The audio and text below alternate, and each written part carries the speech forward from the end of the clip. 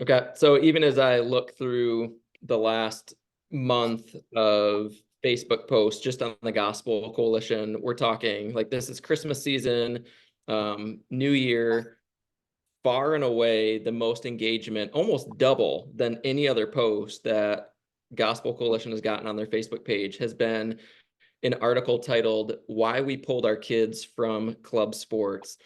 Um, Kind of bemoaning the fact that we put so much energy, cost, time, relationships into youth sports, and the return is it's not what it's promised to be. And really, anybody that I've talked to, and just bring up the topic of youth sports, it's met with this like, ugh, like everybody knows there's a problem with youth sports. There's not necessarily a whole lot of solutions up to this point. And so even Ed, as you're thinking about what happened with the Gospel Coalition's post, that it's still like gaining traction and engagement amongst the Christian community. Why do you think, as we even talk about writing a book, a resource specifically targeting this issue and people group of parents involved with kids involved in youth sports, why do you think a resource is needed at the intersection of faith, youth sports, and parenting at this point? Well, it's interesting that you mentioned Christian parents because it's true that nationwide, whether you're a Christian or not, all parents that are being exposed to the youth sports industrial complex, as we've called it and others have called it, are looking for solutions. They know something's not right in the way that it's playing out, and yet they feel like they have no choice but to go along with it if they want their kids to be able to play. We all feel it. You and I have talked about it, how we feel it ourselves. But Christians in particular, I think, feel a tension because they know there's a conflict with the value system that's being communicated.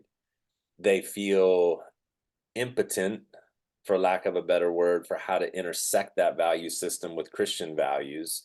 It's difficult to have conversations that we feel ill-equipped to know how to intersect our kids' lives. It's hard enough to talk to our kids about stuff that matters anyways, but this whole lane of sports just seems to be a river that's getting faster and faster, and we feel more and more out of control, almost like we've fallen out of the raft, when you're trying to get back into the raft as it's flying down the river. And there's just not hardly any, Brian, resources, are there? I mean, we've talked about this for years. There really isn't anything. There's very little that's out there, and certainly very little from a Christian perspective. There's just a vacuum. So even in our work in Athletes in Action, we've been thinking about this, but we're parents that have kids that are playing. I've been involved in the different club sport world for the last 12 years because of just my kids' ages. And man, the time is now to produce something. Again, I hope more people than even us will start to produce signposts on how to have conversations, what to say yes to, what to say no to, principles that can guide us, because every situation is different. It's not like there's a perfect formula that everybody can apply equally across the board to every kid in every sport in every situation. But there's certainly principles that can help us think better about it. Yeah, absolutely. And I mean the raft is such a great analogy. As you think about like what we're trying to do with this, like the river is what it is. Youth sports is what it is right now. We're not going to change the industrial sports complex that is youth sports, but we can figure out what does it look like to get a better raft and to paddle better and to navigate the streams better. And so Good. what we're proposing really is not to say like youth sports is awful. We need to completely hit the eject button and get out of it, but more of a posture of like this is just kind of it is what it is. But what would it look like for us to redeem the moment of youth sports in the lives of our kids? What would it look like to sit within this cultural moment and, like you said, give tips and instructions birthed from biblical wisdom in a way that helps parents prepare, but really the word that we keep coming back to is Good.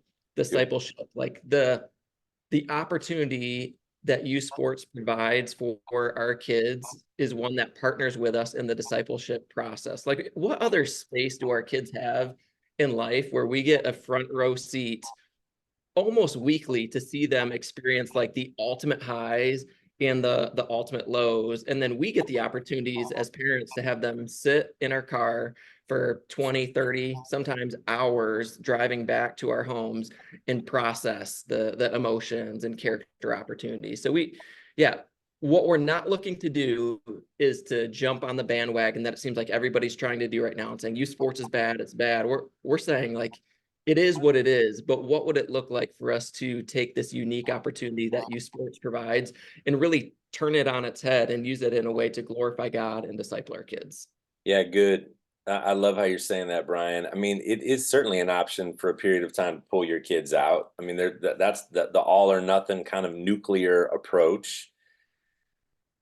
But is there a way to be in the world and not of it, right? It's just another aspect of how do we engage this part of what it means to journey through life in a way that reflects Jesus.